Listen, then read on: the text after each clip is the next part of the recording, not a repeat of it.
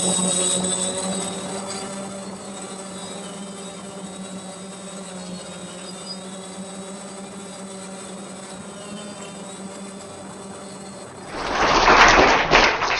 we're really lucky, if you want to grab a water or whatever, I'm really lucky at Boulat A Bash here. One of the key core topics that we wanted to cover was security. And so in some sense, we're going from a very hands-on, concrete, specific building things to something that's more abstract and conceptual. And so it's kind of a nice transition. So Boulat, thank you very much for coming. Appreciate it. I'm that.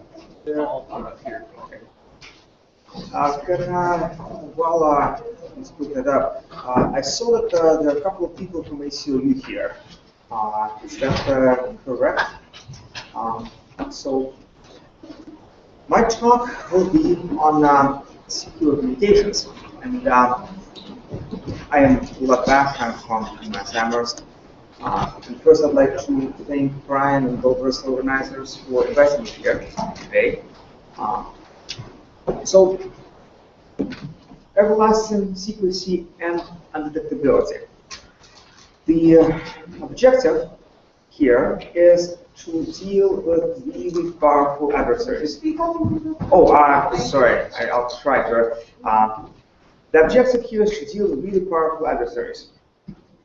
The kind of adversaries that organizations like ACLU is trying to protect us all from. And my talk will have two themes to it. The first theme is everlasting secrecy. We'd like to keep a secret permanent, and what we know is that the standard cryptographic security doesn't quite achieve that.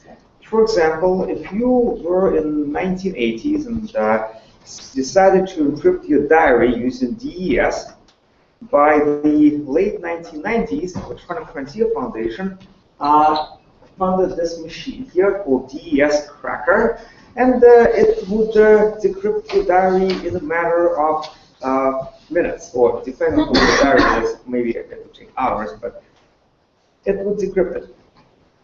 Now, the problem is, all it did was just brute force keys. And now there are newer algorithms nowadays, AES with 256-bit key, RSA for asymmetric encryption, but all of those algorithms are susceptible to this kind of attack, where adversary gets more power eventually and simply overpowers the encryption. And even though there's the Landau limit and all those great quantum mechanical limits to sound these algorithms, if NSA succeeds in developing, say, a virtual computer, then, well, your diary will be read. So the first goal here is how to prevent that from happening.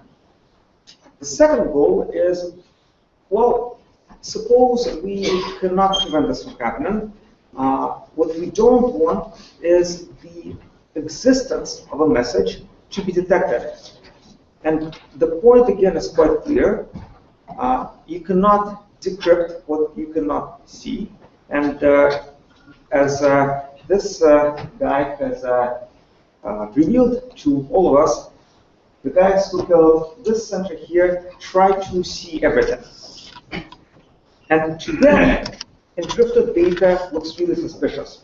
So even if you're using the latest encryption, they'll record your messages and whatnot, and will try to decrypt it later if they cannot do it now. So how do we do this? Well, let's think about noise. And hopefully by the end of this talk, I'll convince every one of you that noise is a resource. Noise is good if you're trying to do something discreetly. But what I consider is additive noise. By noise, I mean just independent random events that are adding to the signal. And the two themes are solved using this noise, and everlasting secrecy and undetectability. And this is the outline of my talk. First, I'll talk about the very elementary one-time pad that you all probably know about. And then wiretap channel, which is an information theoretic concept, not practical. And I'll describe the challenges why it's not practical. And then I'll delve into undetectability. So this part is what my thesis is about. My thesis is highly mathematical, but I will leave the math out. If you'd like to ask me math questions, feel free to do it afterwards. And I don't want to bore the audience here with all this mathematics. But I do have some experiments on optical LPD communications as well. So let's get started with a one-time pad. One-time pad is very simple. All you do is get a string of random numbers, independent string of random numbers, and modularly add them to whichever message you are trying to conceal. And modular addition is your field is finite, you wrap around. So 2 plus 3, if you are doing it modularly with mod 4, 2 plus 3 would be 2. Oh, 1, yes, 1, yeah. So now this achieves perfect secrecy. Adversary, if this is done properly, adversary cannot ever gain any information about your message just from looking at the encrypted version. And it's in fact used in practice by spies. You can actually see these little, from the 1940s and 50s, captured one-time pads that are very, very tiny, that were used by spies to encrypt their messages back home. And in the center here is a Washington-Moscow hotline. That's actually, there was no red telephone. They just used teletype back in the, again, 1960s. And one advantage is that they could exchange the code books via the embassies, and it's a very simple system. Neither country had to reveal their latest encryption methods or whatnot, and it worked. So the problem with one-time pads is that they require these long code books. You have to have the code book with the length of a message. If you recall for example, the computational algorithm such as AES requires only 256-bit key, which is tiny.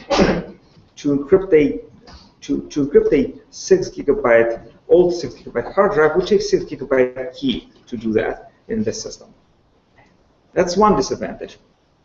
Another disadvantage is that the randomness many times is not perfect.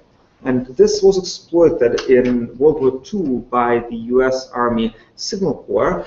They captured some messages from the German embassies and realized that their random source was actually deterministic.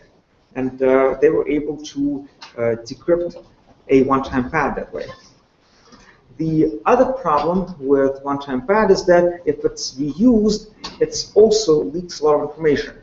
And the UNONA project, the US-UK government, the UNONA project managed to crack some of the duplicate Soviet pads in the World War II, after World War II. This went on for a long time after World War II, actually. And this is a picture from the cryptanalysis room. So one-time pad, but what you think about it, it's really just noise. And it's artificial noise in that we generate it, but it's just noise that we add to the signal, which is the message. And there are many other sources of noise in nature, and we as communications experts, or I as a communications person, have to deal with those noises. So it's natural. So just take this square wave, this random square wave I generated in MATLAB, and corrupt it using additive white Gaussian noise. That's how it looks like. What if you increase the signal or decrease signal to noise ratio? Well, then this looks almost unreadable, and that's what we use for both everlasting secrecy and undetectability. This additive noise. Now, while you think that this is completely illegible, yes, there's this red line going here with the message, but the noise seems to completely obscure it. Information theory tells us that all you have to do is communicate at a lower rate. What what this allows you to do is to average out the effects of this noise. So you cannot put as much information onto a time period as you would under a better noise conditions. So you can still communicate even in the high noise regime. So this brings me to a wiretap channel, which was first written about by Weiner back in 1975, I believe. Pose is a model where Alice, our hero, is trying to use a broadcast channel, such as a wireless channel, like you use on cell phones and such, to communicate with her buddy Bob on a channel, on a wireless channel, and Bob has a pretty good channel to Alice. On the other hand, there is this evil eavesdropper, and she has a channel to Alice as well, which we call wiretap channel. And let's assume that Eve's channel is worse than Bob's. Let's run through this example here. Suppose Alice wants to transmit a 2-bit message. There are 4 possibilities for a 2-bit message. And because Bob has a good channel to Alice, he can distinguish between all 4 of them. And Alice, on the other hand, can only distinguish between 2 messages, 2 groups of messages. So I just picked this arbitrarily. She cannot see the least significant bit here. It's obscure to her. To her, this message and this message look identical. Now, this doesn't have to be that way. And actually, in real systems, that's not what happens. This is for an example. But we do have this smudging effect going on when you send out code words, it just gets smudged by noise one way or another and run into other code words. And that's why you cannot distinguish between. That's why Eve cannot distinguish between 0, 0, and 0, 1, for instance. Okay, so suppose Alice wants to transmit one secretly. All she has to do is first she sets the least significant bit to 1. So she restricts the signals that she's going to use to just the bottom row here, and she then picks one of the columns randomly. She picks the most significant bit, the first bit, randomly, and let's assume she picks 0. When Eve receives this, she sees that the message came from this column, but she doesn't know whether the least significant bit is 0 or 1. While Bob, who can distinguish between all 4 possibilities, simply drops the most significant bit and reads the secret message. So this is awesome. We have managed to communicate without Eve knowing what the message is, without Eve knowing the content of the message, but at the same time not needing any kind of a secret key here. The problem with this is that suppose Bob has the bad channel and Eve has the good channel. Well, then this does not work. There is a way to make this work, but it's complicated. You have to use a separate channel. I will not delve into that. You can talk to me later if you'd like to learn about it. But this is the main problem. And this is called the near-Eve problem because in wireless communications, the channel properties depend on the distance to the source, as well as other signal artifacts such as phasing, other objects in the environment, whether you're located next to a big mountain that's deflecting a signal back to you, etc. But this near-Eve problem is the reason why the wiretap channel has actually never really been implemented or used. People try to implement it. There's lots of academic research going on this, and my advisors group has tried to actually build a network of these devices, but it's not very effective. So that's the state of the wiretap channel. Now let's, since I don't have much time, I'm going to go into the undetectable communication. And just to remind you, we're trying now instead of concealing the content of the message, which we just tried to do, we're now trying to conceal the presence of the message to begin with. And this is a low probability detection communication, or LPD communication. And it has very obvious uses. Lots of military folks, for instance, are very interested in this. But there is a cost that I'll go into a little bit. The cost is that we have to share a key to accomplish this, and the key can actually be larger than the message. So it's the cost is worse than the one-time bad cost, slightly, not by much. And there are some cases when you don't have to pay this cost, but those cases are very limited. But it may all be worth it because, unlike the one-time bad, we're preventing the detection of communication to begin with. So there have been ways to, people have thought about this problem since Greeks. Herodotus has this problem in his histories of ancient Greece. And what he's talking about is the first implementation of steganography. Steganography, which a lot of you probably have heard about, is hiding messages in fixed alphabet text, such as images or computer code. And as an example, this is an example I took from Wikipedia. Say we have this picture of a tree there. Let's take the two least significant bits from this image and renormalize it, and we get this cat. This cat is actually embedded in this image. It just sits in the least significant bits of each of the pixels. Now, this is cool, but if you have a little bit of knowledge of statistics, graduate school course, and some experience with computer programming, you can easily detect the cat, even if it's not a cat. It is because all of the pixels of the image are used for it. And it turns out, there is a mathematical proof of this, that the only way you can hide information using all of the pixels, or say a fixed fraction of the pixels of an image, is if the adversary does not know what the distribution is on those pixels. And he has to assume the distribution is uniform. If he knows some information and the least significant bits of an image have very well-defined distribution, then you cannot do this. But what you can do is embed one proportionally to square root of the size of your cover text object, in this case the image. Square root times log of this. And this proportionality symbol, if you know big O notation, really means big O. So the big O of square root of the size of the cover text object. And so the other idea to do indetectable communication is spread spectrum.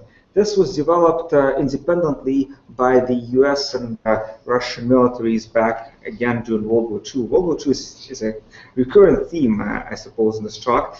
But both countries did this, and this was that when you hide, there's well-known computational and signal processing costs to doing this. What you're doing is you take a narrowband signal and you spread it over a large frequency band. And the idea is to spread it so that the power of the signal is below some noise floor for the receiver. And if the receiver has a noise floor, say here, it can detect this signal, but it cannot detect that signal. This is the idea of it. But the fundamental trade-offs between how much power you use and how much information you can get across the channel haven't really been considered for a long time. And to do this, let's make a model again, Alice, who is now in prison, and she has to communicate with her buddy Bob, who is on the outside, and she's been guarded by a warden. His name is Willie. And the reason why he's not Eve is because his purpose is different than Eve's. Unlike Eve, who's trying to understand what Alice may say to Bob, his job is simply to see whether Alice is communicating with Bob. And if she is, then he can get into trouble. And he's also passive. He does not jam any channels that Alice may use. So Alice sends a message on the broadcast channel.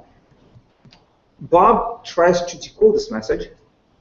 Willie tries to distinguish whether what he saw on his observations is noise or noise corrupted by this message.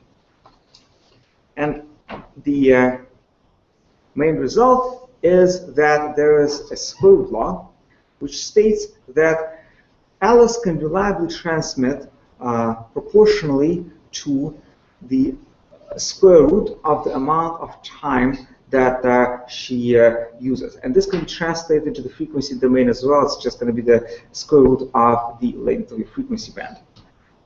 And conversely, more importantly, is that if Alice attempts to transmit more than this, meaning greater than square root, again, think of the big O node, then either Bob cannot decode her message, or Willie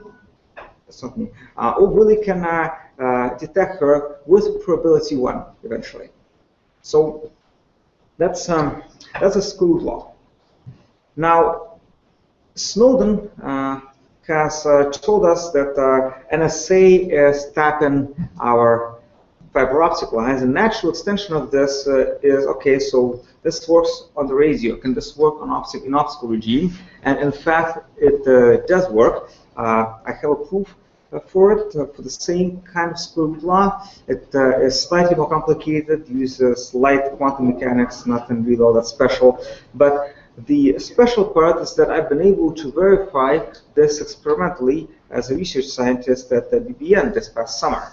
And we built a system with this diagram here. And so we have, this is a laser output. It goes through beam splitter and gets beam split into Willie and Bob's receptor receivers. And this is the whole setup. This is an intern who helped me build this thing. This is the optical bench. And here are the results. And you can readily see that if Alice is careless, if she's transmitting a lot of data that Bob was receiving, this is a log-log plot, so the proportionality here is that Alice is transmitting the amount of data proportional to the time that she uses. You can see that Willie's probability of error goes down very rapidly. On the other hand, if Alice is being careful, this now has a slope of 1/2 on a log-log plot. This corresponds to the square root factor. Willie's detectability stays relatively flat. And the dots here are the actual experiment results. The lines on the detectability plot is analytic analysis of Willie's detector. And Willie's detector is optimal. It's the Neyman Pearson detection here. So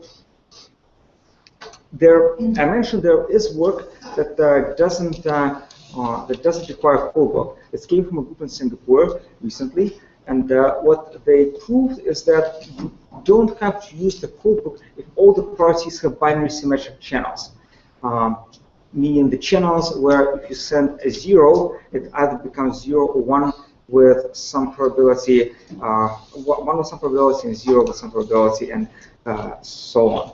Now, what they prove is that if Willie's channel is significantly worse, then you don't need a codebook.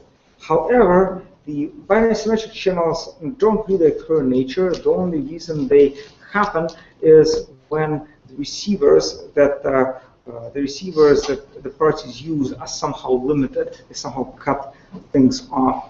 And the square root law prior to that assumes that Willie gets an optimal receiver and just looks at distributions of the symbols, his observations that he can get. The other question is, what happens if we have a long time period and our message is very short? Say we have to say, go and do this now. The message is short. We have about a day to transmit it. Does this give our heroes, Alice and Bob, more power? And in fact, is it just allow Alice to transmit more information? In fact, it does. The model for this channel is a slotted channel where Alice selects one slot randomly out of T, and it results in an increase of square root of a log of T bits transmitted.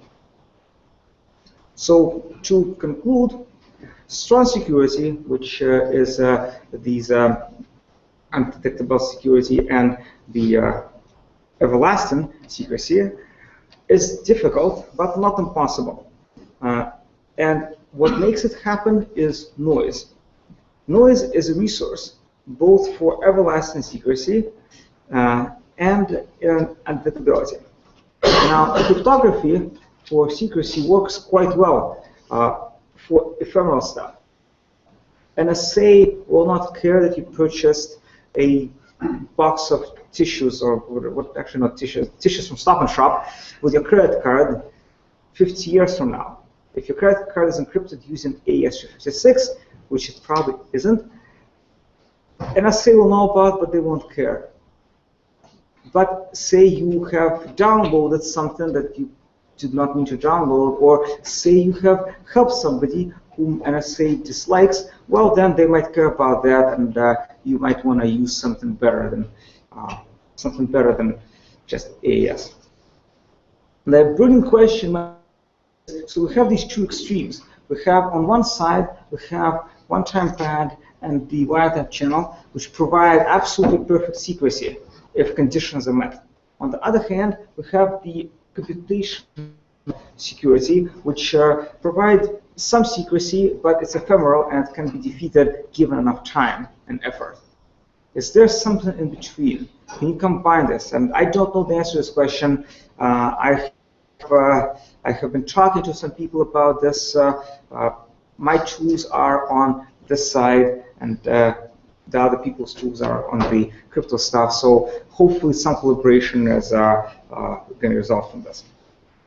Undetectability, again, is possible because of noise.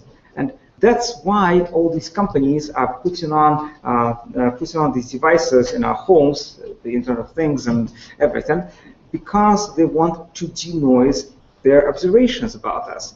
Noise is a resource that we have. And if one takes care, one takes really great care, privacy is achievable. The question is how. And the problem that I'm working on this domain on right now is so far have all these really simple networks, just a 3-node network with the warden and 2 receivers. Is it possible to have a shadow network which is large and undetectable to observer like NSA? So with that, I will end. Thank you for listening. Any questions?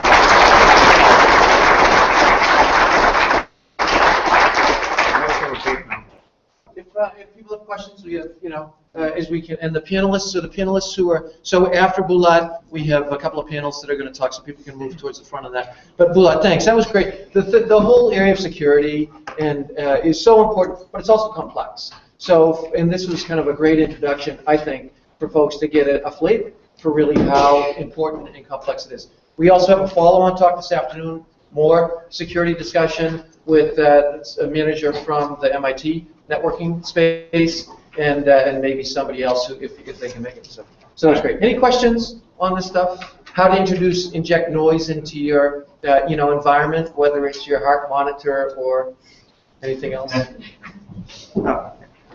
Are there any external sources of noise that everyone has access to? If you just agreed that your key was a certain stop every 2 minutes. Well, so yes, there are many sources of noise. There's lots of random processes in nature. The problem is that a lot of the noise, like stock prices, for instance, are a lot more deterministic than you think they are. And aren't they? I guess I didn't understand how the one-time pad gets broken. This is determinism. And we don't have to go into that now, but.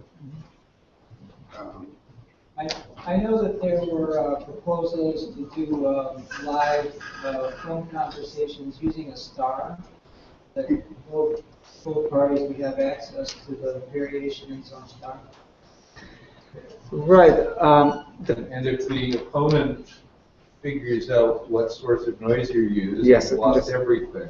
Well, This is again reinventing history. People used to use books that you could buy in 2 different countries to do a pseudo one-time pad using a deterministic source. And once they figured out what book you were using, you were through. And they had very good track record on it. Right. I mean, the most secure one-time pad is you meet with your party beforehand, and you have a random number generator, which is cryptographically secure, such as a cesium-137 atom, just decays, and you record time of decay. And don't tell anybody that. Yeah, so the thing is that using the public source of noise, I think was what you're trying to get at. The gentleman, I don't see your name, but the gentleman's absolutely right. NSA can take this thing right here, and they can put all the sources of public noise that are available and just run them through and try to subtract them from your message. And